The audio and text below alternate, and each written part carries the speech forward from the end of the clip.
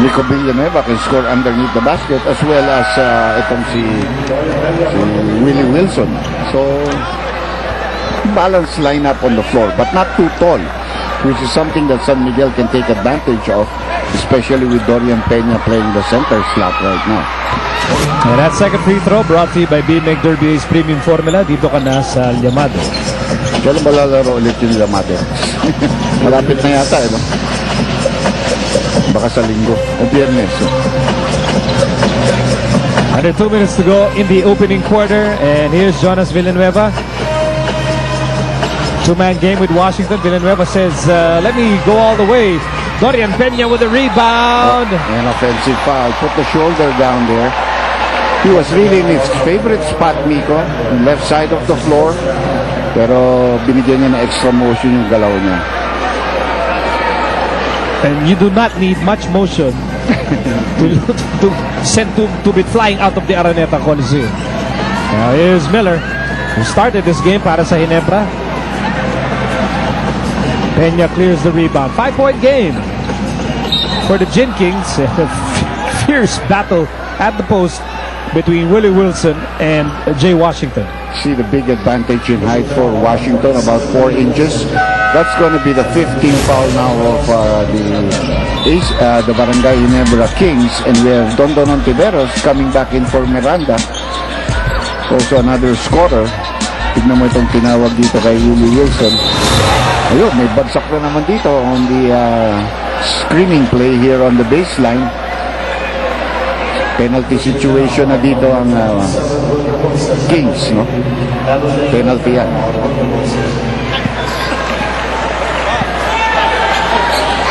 So that's the third person na laban kay Willie Wilson. He's piling them up, ha? Although, yan din kasi ang trabaho ni Willie, to be really physical whenever he's on the floor. And he has a big job, you know. Sometimes guarding that import with 6'4.5" and plays like a 6'8". Then you have a legitimate 6'6", 6'6.5" in Jay Washington. Those are hard assignments being given to you by the coach. Buti pumapasa siya. Ang maganda kasi kay Willie, ang lakas ng pangangatawan din. And we'd like to thank Haynes, the official underwear of the PBA. Now back to the floor. Here's Tubit, handled by Arwin Santos. Helped up by Villanueva. And Enrico goes in, and the layup is good. Good give and go play. Well, nice pick and roll actually. Then the nice roll by Rico, finishing off again with his left hand. Jonas Villanueva, you know, how can you keep me on the bench? Look at the benches of these two teams. And there's a holding foul to go against Jonas Villanueva here. Free throw shots coming up here for Rico Villanueva. Nico, the last time these two teams met, San Miguel won that match 102-94. Of course, the import was Obi Story, who finished the game with 14 points. But the big story there was Jay Freeman with 25 and Arvin Santos with 24 points. And 4 of the guys, San Miguel players, in double figures, including 19 from Dondon Ontiveros.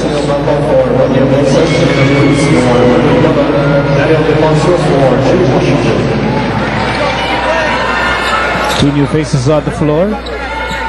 Daniel Defonso for San Miguel and Yancy De Ocampo para sa Ginebra. With under a minute remaining, Celino Cruz also checking in the game for Ginebra.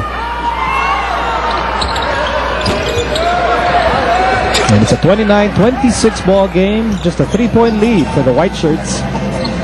As Jonas Villanueva slows things down. Here's Peña to Ontiveros on the right side. Shot clock down to 13. Is Daniel Defonso against Villanueva. Tap out there by Yancy De Ocampo. This will leave San Miguel with 8 seconds. And 35.1 seconds left in the quarter. Both teams are in the penalty, so no fouls can be given without sending the players to the free throw line. Jonas. Daniel Defonso for 3. Yes, sir!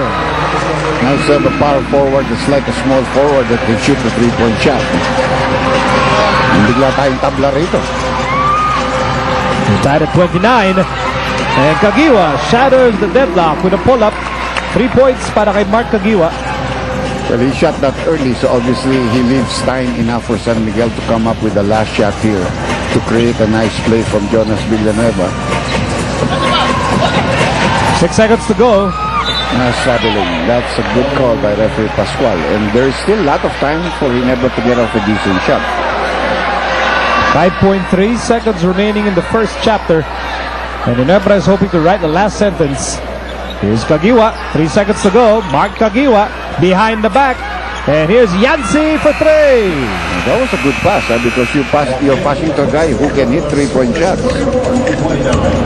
So at the end of the first quarter, Ginebra, despite squandering a 7-point lead by 2 points, 31-29 at the end of the opening quarter. Back with more action after these.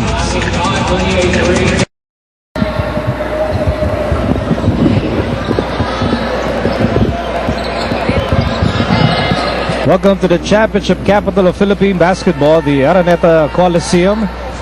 And these fans expecting a big showdown between two big-time teams.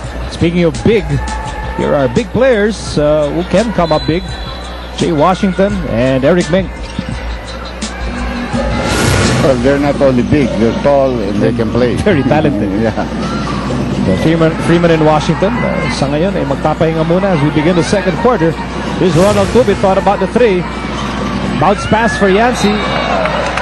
Mababa, no, para kay Yancy. It's a turnover against Ginebra. You're correct. And Yancy is never really a guy that can pick up a ball off a bounce pass. Gusto niya chest pass, ready to shoot there. Second quarter begins with Jonas Villanueva, Daniel Defonso, Dodon Ontiveros, Dorian Peña, and Arwin Santos para sa San Miguel. That was a nice move by Daniel Defonso, put back by Peña, no go. And San Miguel retains possession here. Daniel Defonso against Yancy de Ocampo. And 2 free throws here for the former two-time MVP. So despite the fact that Daniel Defonso is much shorter than Yancy, magaling talaga siya sa poste. Ginahandahan niya yun. Use his experience. Knew when the contact was going to come from the big fellow before throwing up that jump hook. So he goes to the free throw line. Took a 3-point shot earlier. He's also having a resurgence in his career, this conference.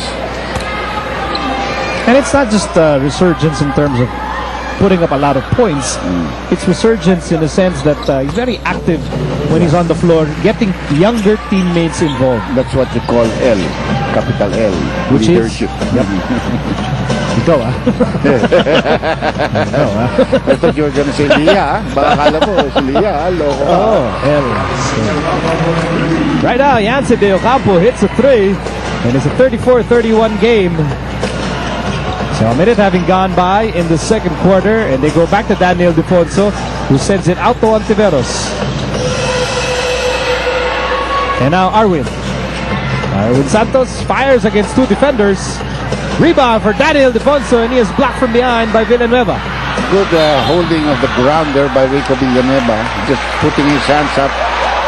And a loose ball foul here called against Dorian Peña. So second personal laban kay Peña. And this Wednesday Big Dome crowd getting into the game here in the early parts of the second quarter. On the floor sa Ginebra, it's Helterbrand. Tubid, Helterbrand gets away for 2. Kasama niya si Yancy de Ocampo, Rico Villanueva, and Mark Kagiwa. Well, you saw the lane was clear on the right side there. And people were expecting the high pick and roll between him and Rico. Then he goes, and Yancy, he goes quickly. He sees that lane open. No shot blockers at the end of the day there. So a 3-point play coming up here for JJ Helterbrand, a one-time MVP. No, a little bit long on the free throw there.